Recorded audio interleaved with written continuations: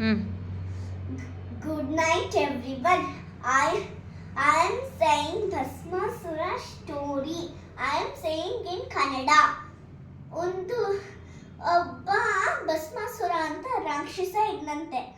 ಆ ರಾಕ್ಷಸ ಫಾರೆಸ್ಟ್ ಹೋದಂತೆ ಒಂದಿನ. ಆ ಫಾರೆಸ್ಟ್ ಅಲ್ಲಿ ಗುರುಜಿ ನೋಡಿದಂತೆ. ಆ ಗುರುಜಿ ಆಗ ಅವನು ಪ್ರಾರ್ಥನೆ ಮಾಡಕ್ ಶುರು ಮಾಡೋದಂತೆ. ಓಂ ಓಂ ನಮಃ ಶಿವಾಯ, ಓಂ ನಮಃ ಶಿವಾಯ, ಓಂ ನಮಃ ಶಿವಾಯ, ಓಂ ನಮಃ ಶಿವಾಯ ಅಂತ ಪ್ರಾರ್ಥನೆ ಮಾಡಕ್ ಶುರು ಮಾಡೋದಂತೆ. ಆಮೇಲೆ ಅದು ಅವನ ತಲೆವರೆಗೆಲ್ಲ ಉತ್ತಗಳು ಬಂದ್ಬಿಟ್ವೆ. ಆಮೇಲೆ ಅಲ್ಲಿ ಶಿವ ಪ್ರತ್ಯಕ್ಷ ಆದಂತೆ.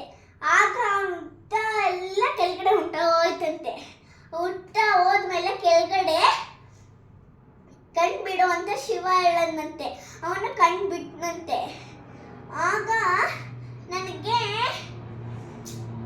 ನಾನು ಯಾರನ್ನ ಮುಟ್ತಿನೋ ಅವರು ಭಸ್ಮ ಆಗ್ಬೇಕು ಅಂತ ಕೇಳ್ತಾನೆ ಆಗ ಅವನು ಕೊಡ್ತಾನಂತೆ ಶಿವ.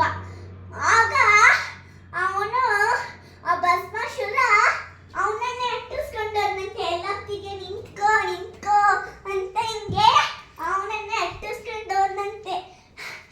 ಆಗ ದೇವತೆಗಳಿಗೆಲ್ಲ ಭಯ ಆಗ್ಬಿಟ್ಟು ಹೋಗಿ ವಿಷ್ಣು ಹತ್ರ ಹೇಳಿದ್ರಂತೆ. ವಿಷ್ಣು ಯಾರದು? ಮೋಹಿನಿ ಹತ್ರ ಹೇಳದ್ನಂತೆ. ಮೋಹಿನಿ ರೂಪಕ್ಕೆ ತಗೊಂಡ್ಬಿಟ್ಟು ಬಂದ್ಲಂತೆ.